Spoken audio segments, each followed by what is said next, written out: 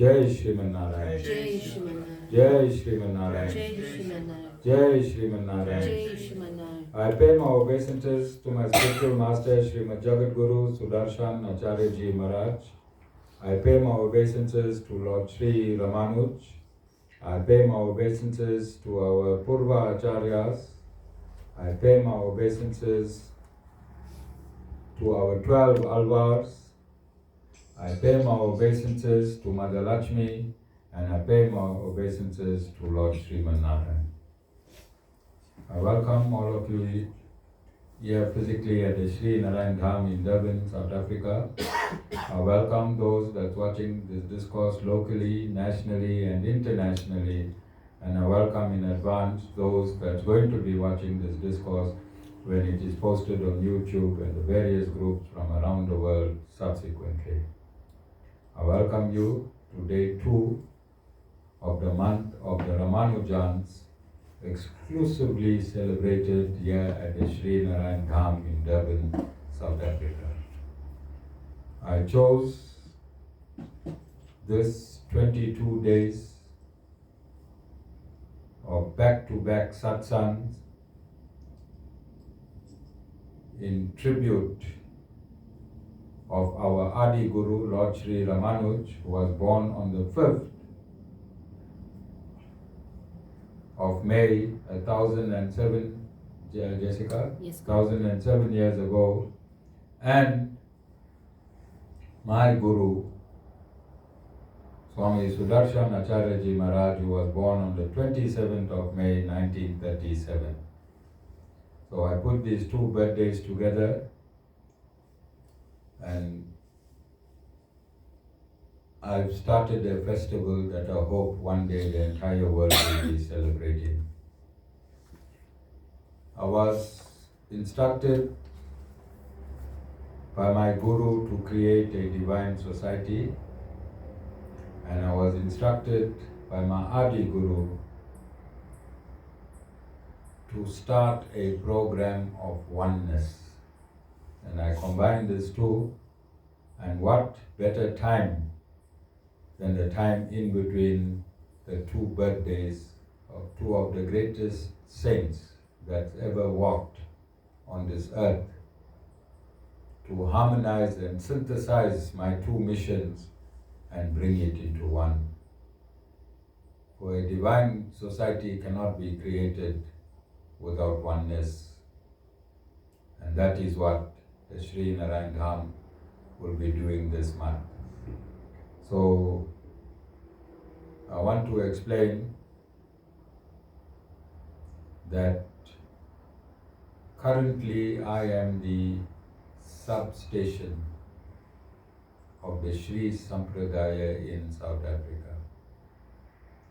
My power comes from my Guru, and my Guru's power comes from his Guru, and his Guru's power comes all the way going back to the 74 disciples of Lord Sri Ramanuj, and Lord Ramanuj's power comes back from all the Gurus. That is why when I pay my obeisances, I pay my obeisances to my Guru first, Lord Ramanuj second,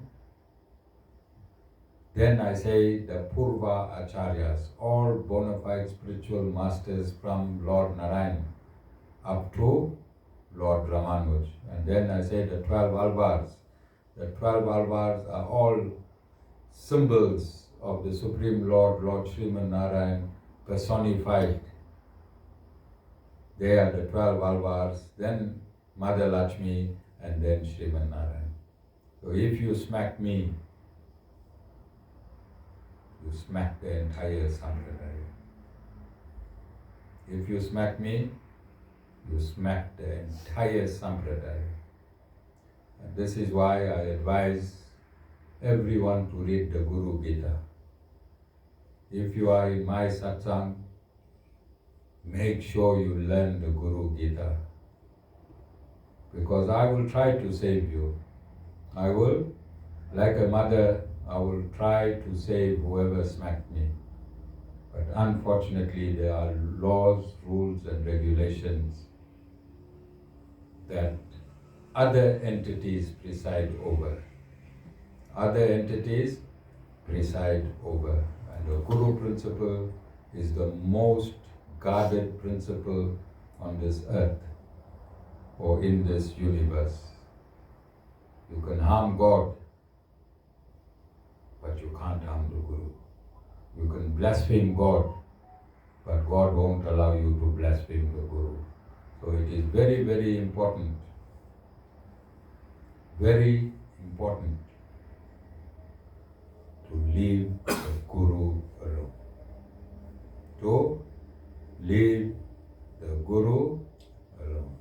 As the Guru can heal you, also there can be consequences when you turn it around. So the Guru is a personification of the Guru principle. The Guru is not a personal entity. Guru is a personification of the entire Guru principle. And currently the Sri Sampradaya is living its essence through Acharya Sham Ramanujans in Durban, South Africa, and others in India. So everything that is done here is done within the scriptures. I've read out, there was supposed to be a book that was supposed to be printed, and in the book I read all the contraventions that a human can perform against a Guru. Everything is there on YouTube, all the evidence I have given myself, and I can't state more seriously that no one should be messing around with a Guru. I have to tell you personally, and then I have to ask you to read up scriptures to validate what I am saying. So once again, it is in these long periods of satsang we can unpack Sanatan Dharma at its best. So this is the Bhagavad Gita. It's called the Gita Bhasya, that was compiled by Lord Sri Ramanuj as it really is from the Mahabharata, as it really is from the Mahabharata, word for word. That Sanskrit that was in Mahabharata was a very, very high Sanskrit, and Lord Ramanuj unpacked that Sanskrit to simpler Sanskrit. That's what he did. Okay? So he did not do a commentary. He unpacked the Bhagavad Gita and then he proved the verses in the Bhagavad Gita with the Upanishads. So if you read Lord Ramanuj's Bhagavad Gita, it is like a court document. It is like a court document. Every verse he has an explanation, not from himself, but from the Upanishads. Lord Ramanuj explains the Bhagavad Gita with verses from the Upanishads. This is the only Bhagavad Gita in the world that does that, and this is Lord Ramanuj's Bhagavad Gita is the only authentic Bhagavad Gita in the world. And Lord Ramanuj is the Adi Guru of the world. Lord Ramanuj is the Adi Guru of the world. There is no other Guru or Guru system that can supersede Lord Sri Ramanuj. Lord Sri Ramanuj disputed all other systems. All other systems were disputed 1,000 years ago by Lord Sri Ramanuj, and I see they have mysteriously appeared again. And in my lifetime, I have also disputed all other systems other than what is now called Vishesha Advaita, which is pure Sanatana Dharma, as the Vedas itself, written by Veda Vyasa. So I'm going to clarify this every day. And here, in verse 2, in chapter 2 of the Bhagavad Gita, there's a discussion between the Supreme Lord, who is the first Guru of the world. Supreme Lord should be the first Guru because the information comes from him, and Arjuna is the disciple. And when the Lord instructs Arjuna to fight for righteousness, what does Arjuna do? He looks for all types of excuses not to fight for righteousness. He said, I can't kill my grandfather, I can't kill my teacher, I can't kill my uncle. He's using all types of excuses not to fight for righteousness. And then the Lord insults him. The Lord insults him. He says, whence come this unmanliness? Does the Lord say that? Yes. Whence come this unmanliness? So whoever does not fight for righteousness, the Lord states that you are unmanly. And if you are unmanly, then you are?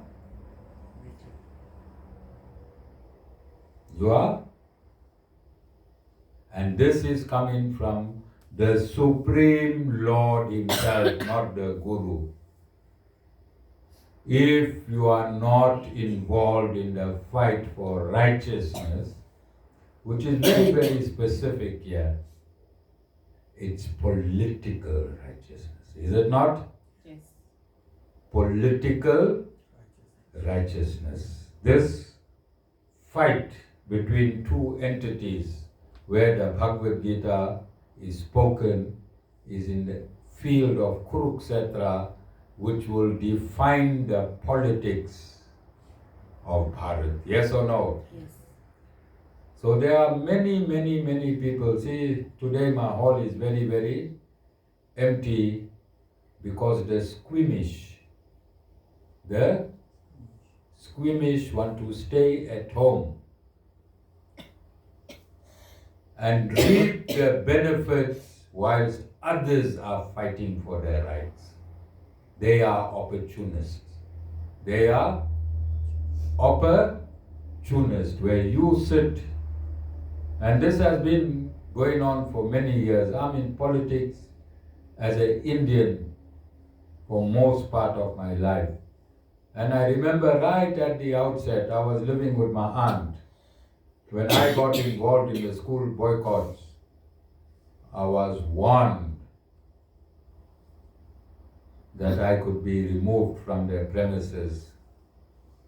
I could be removed from the premises because we was not supposed to fight for our rights. And what do you think I did? Full thought. I became one of the leaders. I was in the post.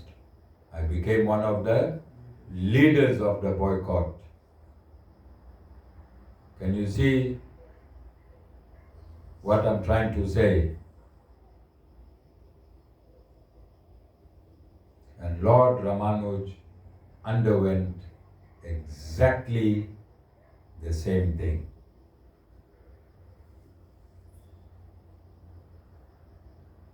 His own guru wanted to kill him. His own guru that he took initiation from wanted to kill him because he was more intelligent than the guru from who he took initiation. And 1,000 years later, the guru that gave me initiation wanted me killed.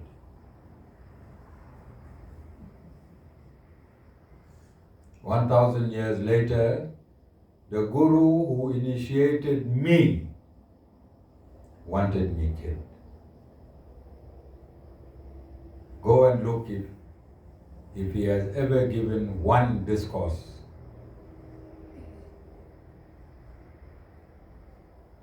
with the essence and substance of the Vedas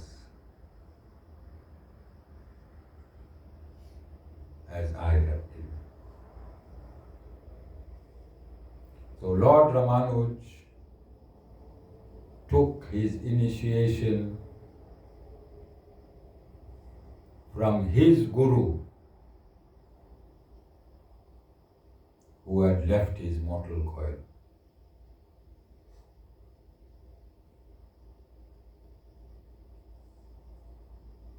Who had left his mortal coil.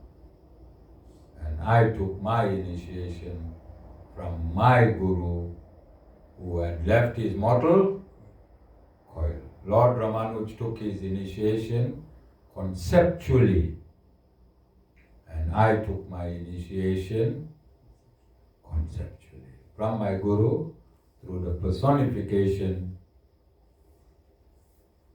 of his other son. So the precedent was set by Lord Ramanuj, and nobody can contest my initiation, because if you contesting my initiation, then you have to contest Lord Ramanuj's initiation. That is why I said there is nobody born on this earth. There is nobody born on this earth to question my initiation into the Sri Sampradaya. All of you understand? Look at the similarities. You think it's a coincidence? No. Then Lord Ramanuj had to leave his own state of Tamil Nadu because of politics. Because of politics. The king was a Shiva devotee, and the king had planned to kill Lord Ramanuj. So Lord Ramanuj had to leave that state, and he went through the rest of India whilst in exile, teaching the whole of India Sri Vaishnavism. He went and debated with every sampradaya, fake sampradaya, and he converted all the fake sampradayas into Sri Vaishnavism. And when that king died, he came back. The next king got converted into Sri Vaishnavism, and Lord Ramanuj entered Sri Rangam again. And whilst he was at Sri Rangam,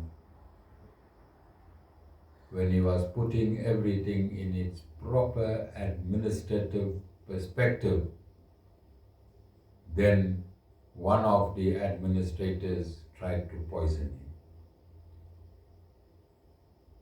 Tried to poison him. So he had to escape death from his own guru.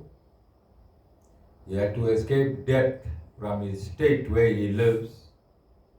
And he had to escape death from the Sri Rangam temple, which he became the pontiff. So this, being a guru, is not for the faint-hearted Mickey Mouse gurus that you see around. Yeah, the job is for real. The job is for real. And I'll give you an example. You see, Sherwin is not here today. Where is he? What meeting? AA. NA meeting, Narcotics Anonymous meeting. He was here for many years. In all the month of the Ramanujans, you'll see he's been singing there. But his addiction never leave him. His addiction never leave him. Right now, he is in a spiritual place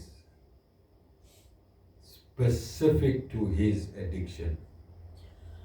He is in a spiritual place specific to his addiction. And similarly, alcoholics will be in the Alcoholic Anonymous, and gamblers will be in Gambling Anonymous, because God created these books, these writings are all Vedic injunctions. These writings are all Vedic injunctions. The AA book, which was then copied by the NA, which was then copied by the GA, an entire book was revealed in 45 minutes. An entire book was revealed in 45 minutes because it was revealed by God. Today, Sherwin is serving Christians, Sherwin is serving Muslims, Sherwin is serving coloreds, Sherwin is picking up blacks, and he takes all these people to the meetings. What is doing? Had he got cured here in this ashram, who would he have been serving?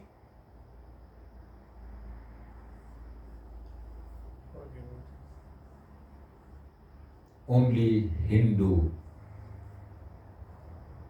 drug addicts, because he could have brought Hindu drug addicts to this ashram and said, I got cured at the ashram. But by serving all races and all religion, God created these entities. Drug addicts, you go there. Alcoholics, you go there. Gamblers, you go there.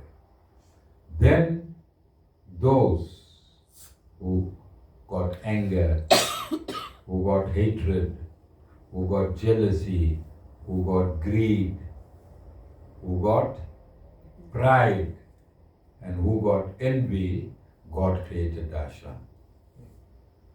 God created the ashram. You come here and the Guru will fix you.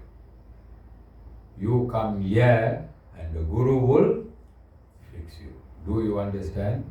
That is God's perfect arrangement. Whether you like it or you don't, that is God's arrangement. For one to prosper at the ashram, for Sherwin to prosper at Narcotics Anonymous, what is his requirement? To be drug free. For you to be a beneficiary of this satsang here at the Sri Narayan Dham, you should be anger free, hatred free, ego free, pride free, jealousy free, envy free.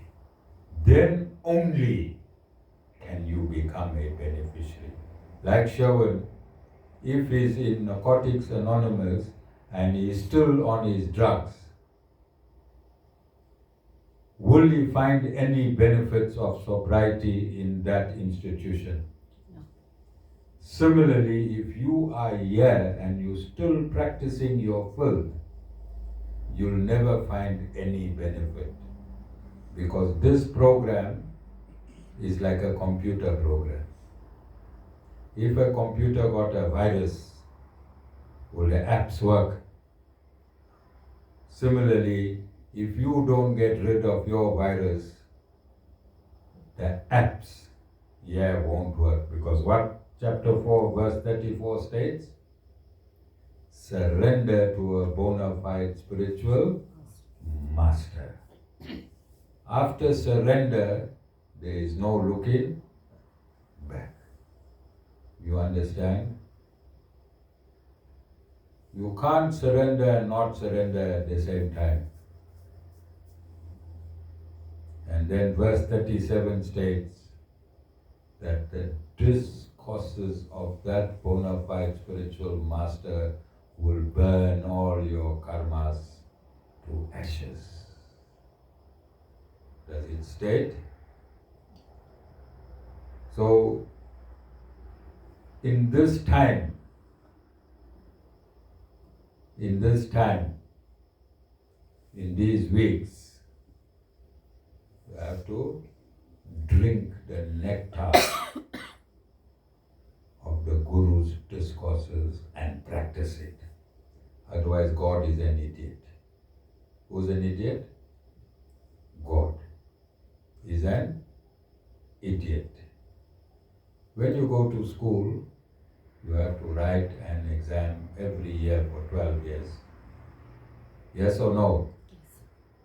Then you have to pass those exams by complying through the instructions of the exam paper. And that is just a small functionary in your life. Coming here. It took me many years to leave many things.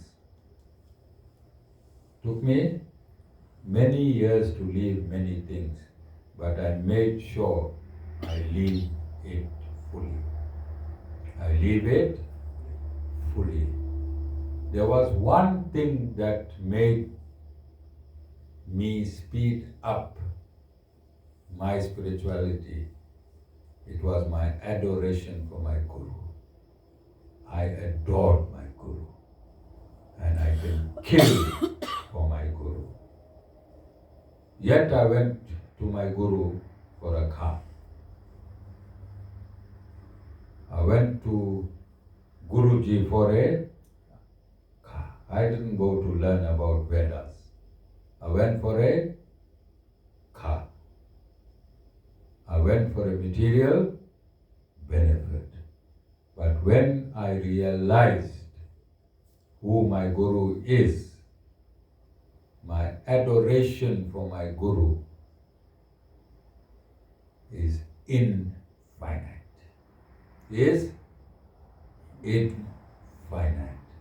I won't let anyone, anywhere in the world, bring my Guru's name down.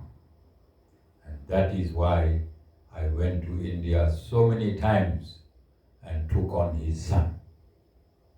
Because his own son was bringing my Guru's name down.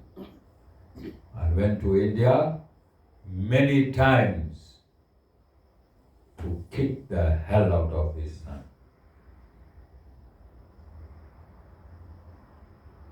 Adoration of the Guru is the secret of your spirituality. If you can't adore your Guru, I'm using the word adore, then you'll never find peace in spirituality. Guru is the lifeline to spirituality. And this spirituality is for real. Is for real. This is not some temple set up where some bhajan group sings beautiful bhajans and you go home saying, hey, this is not a feel-good satsang. Feel bhajan good satsang. This is the real thing. You understand? All of you understand? This is what Lord Sri Ramanuj gave to the world. But some people's karma is so bad. Some people's karma, the merits, the negative merits is so bad that it's very, very difficult to understand simple things. Very, very difficult to understand simple things. And I'm going to give you an example. I was waiting for Nivasan, but he's not here. Him and I were traveling to the airport on Friday.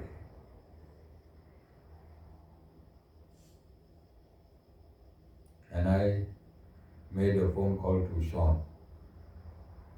And Sean got a customer for a couple of hundreds of rand. Couple of hundreds of rands. And I told Vasan, see, you come to satsang every day. Vasan is here every morning. Vasan is involved in everything that happens. You might not see him physically, but he injects over 80% of the money when he can't even pay his own workers' wages. He makes sure the ashram comes first. That's the sacrifice Vasan made. So I told Vasan, you better be like Sean, he don't even come to the ashram. And he made a couple of 100 rands of sale. And still on the way to the airport, Vasan gets a call.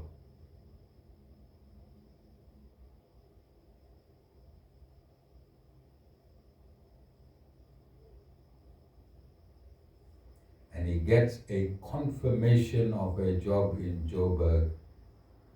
You know that 6 zeros? You've heard of 6 zeros? With a few numbers, not one. Not one. It was on loudspeaker, I heard it, and then I phoned Sean again. And I said, see, you don't come to ashram, God gives you a few hundreds. But Vasan's dedication is in the bars.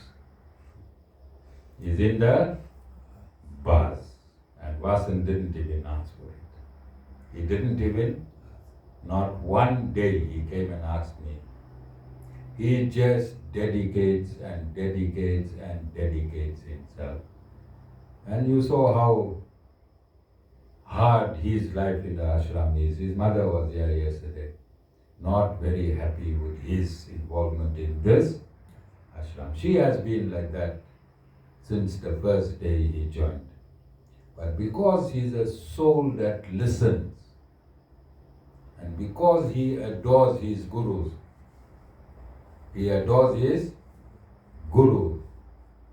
one day he'll get paid. And his one day has arrived. So this is real now. This is not something we're speculating. This is not a temple story where you did a havan. This is absolute truth. This is absolute truth, because Vasan adores his guru. If there's any fight anywhere, you know Vasan is the humblest person. Watch him when you touch his guru. Watch him when you touch his guru. He becomes a lion. Vasan becomes a lion. That is a pure disciple of the Acharya Sham Ramanuj Foundation. You must be like Vasan. I accuse him of anything I know he didn't do wrong. One day his uncle, Dana, brought him late to an Indian wedding, the first Indian wedding that started on time. Dana took him through the wrong route. And he came 15 minutes late, and I whacked him. He never ever pointed his finger at Dana. He took the whacking. He took the whacking until Dana confessed many weeks later that he showed Vasan the wrong route, Tuamsla to Zana. Straight Higginson Highway, up the road, down the road. Dana took him round and round. So I'm saying, you don't have to go back 1,000 years and look who Lord Ramanuj blessed. Look here in this ashram. And I've told you all many times, if you don't understand anything, take Vasan one side and ask him. He's here. He is here. So, this is spirituality at its best. You can't get it any better than this. So if you want to be like Sherwin, if you want to be spiritually sober, no anger, no hatred, no jealousy, no pride, no envy, all of these things have to come out, because there where Sherwin is, they don't allow these qualities. Sherwin cannot be sober with any defects. With any defects, he'll crash. And similarly, you cannot be spiritual with these 6 defects. With these 6 defects. I'm going to leave the Lord Ramanuj discourse now. I want to address something that has happened. And Jessica, I need your phone.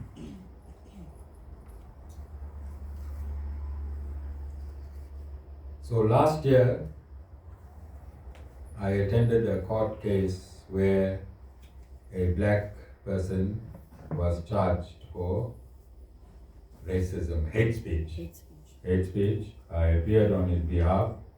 I gave evidence. And he was asked by the court to apologize. He was not convicted. Was he convicted, Jessica? No. He was asked to apologize for a comment that was made. Look at how ironical this is.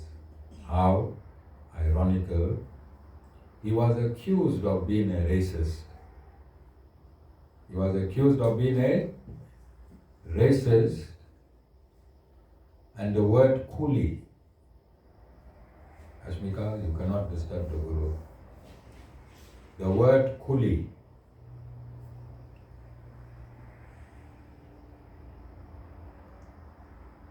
Is it hate speech? Not really. Did Indians make a documentary or a movie called Coolie Yes. in South Africa And in and in India. India? Coolie is a person that carries luggage at airports, in train station. Is it hate speech? Is it derogatory? I was asked these questions and I said no. If somebody called me a coolie, you understand? Because we call each other coolies. In South Africa, people call each other coolies. There's a book, I think, and there's a movie on the word coolie. So, Jessica, this thing got lost. So there's a Mr. Naren Ganesh who went on Karo Charo's page and he found this comment by this EFF member, Keshla. So Keshla came to the ashram and he issued an apology, and we had a 45-minute discussion wherein I stated that it is so ironical that judge only asked him to apologize. The judge did not brand him as a racist.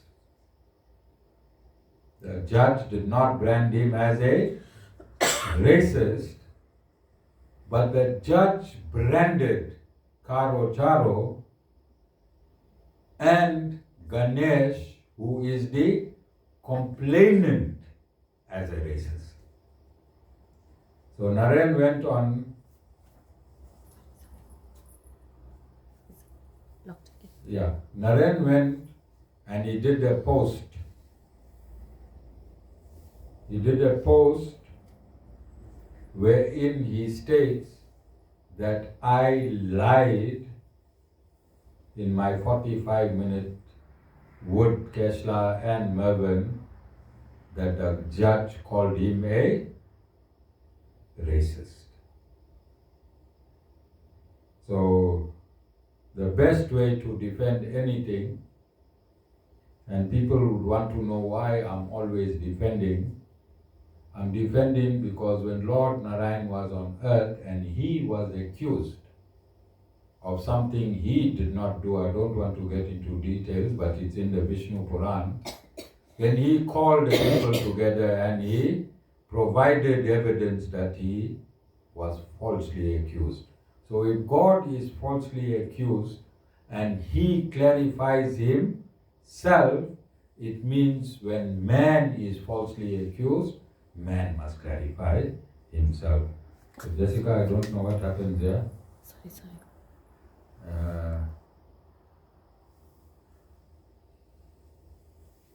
So I want to play a recording of the magistrate. I want to play a recording of the magistrate.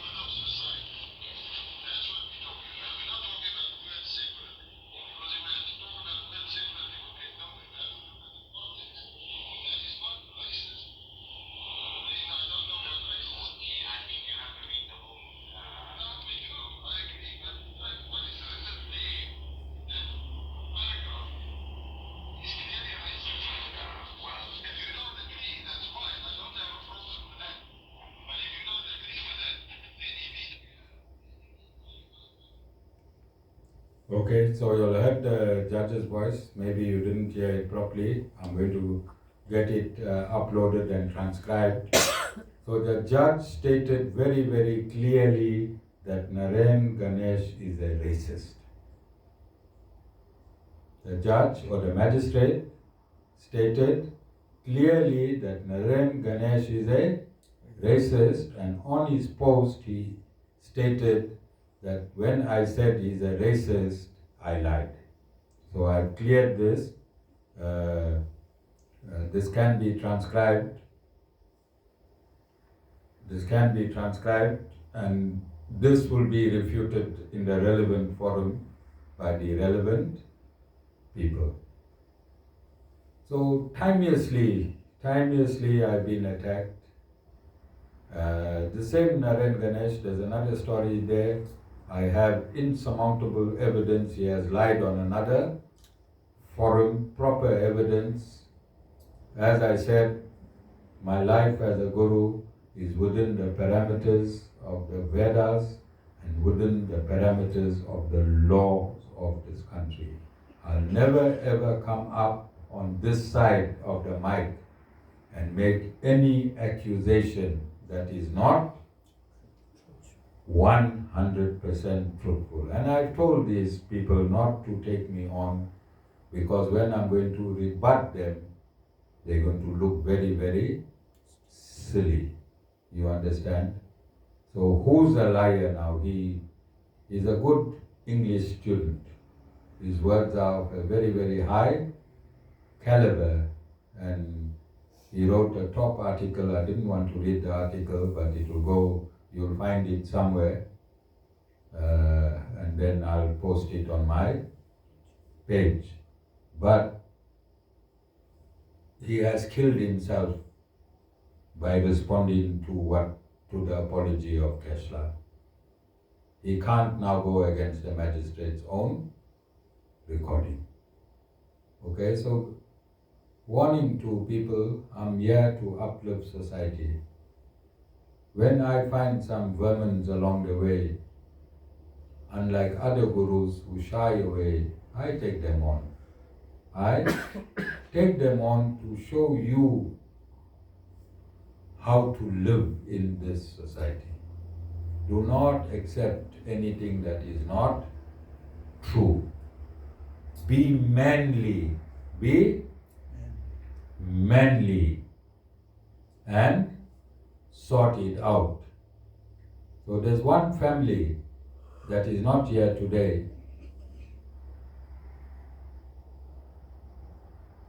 That family warned one of the devotees that you must not get involved in the politics of the country because your house will get bombed.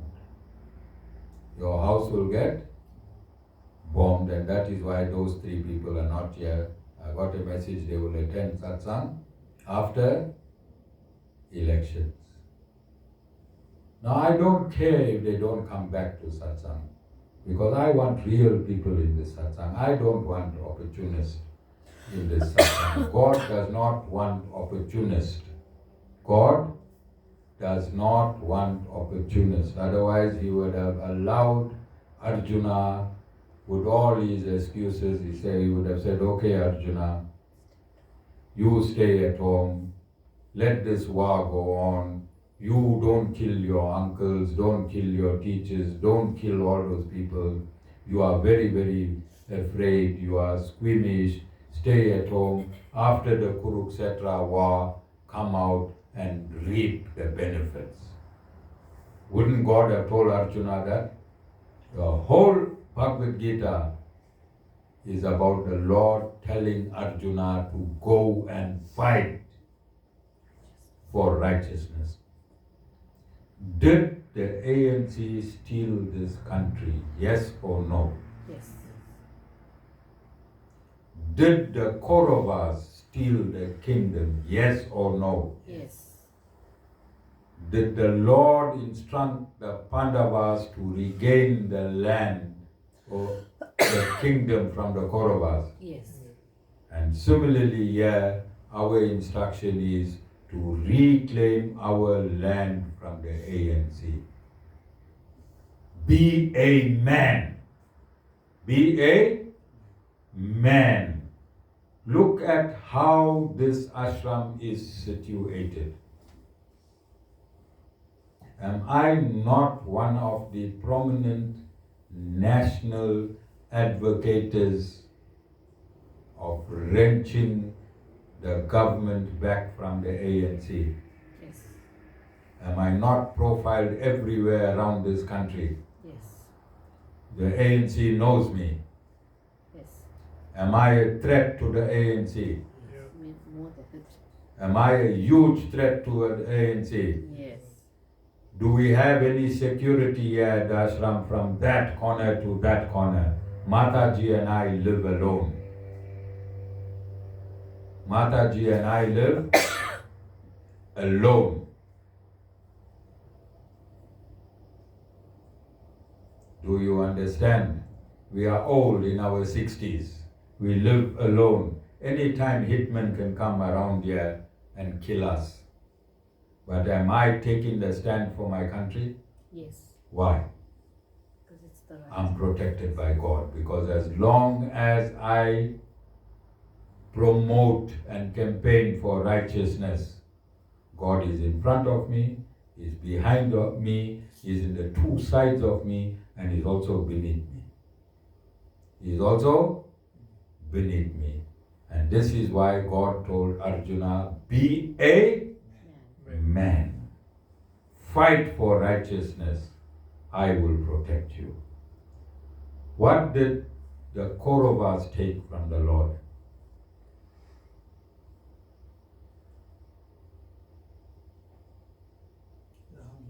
Did Lord Krishna have an army? Yes, he had an army.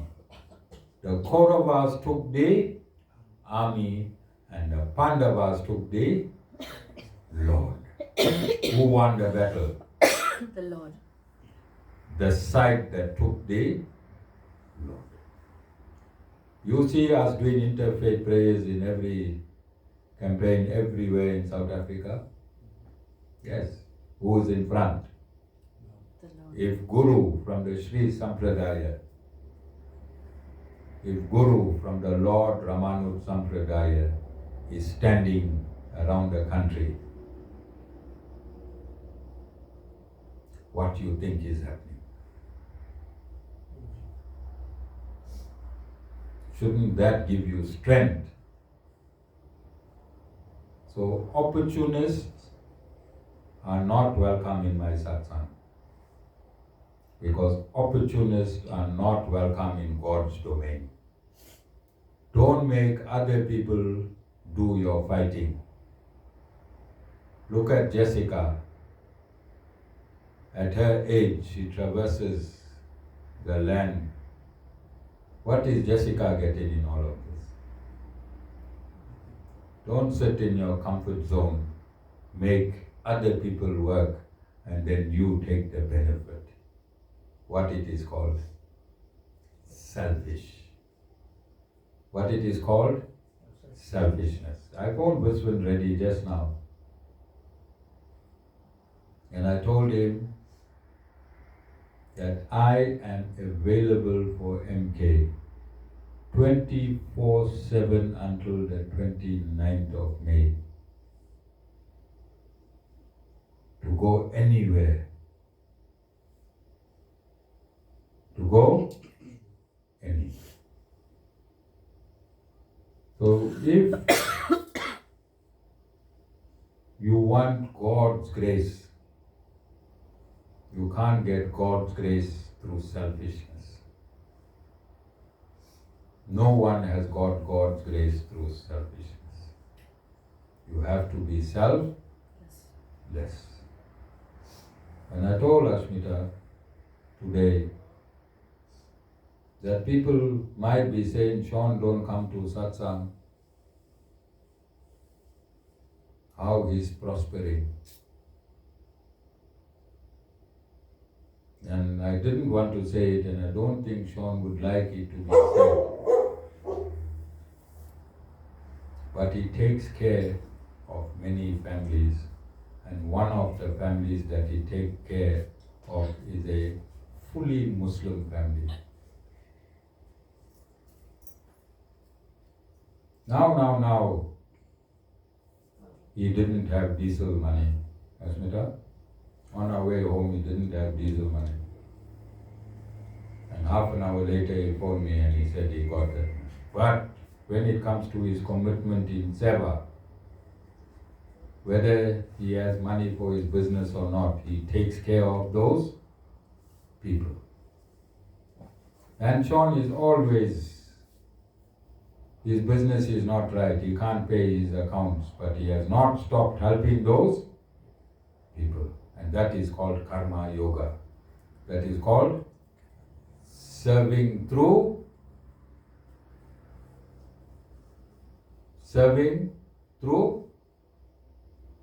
charity. Karma yoga, doing for the people. Also show when you see one truck park on top, you don't see him here. He is serving that society where he is involved. You have to serve humanity to be a beneficiary. Has this been proven or not? Yes. Look at the Muslims. They'll be very, very, very stringent on the business deals. Yes or no? Yes. But when it comes to charity, they are number one. They are because they are selfless in charity.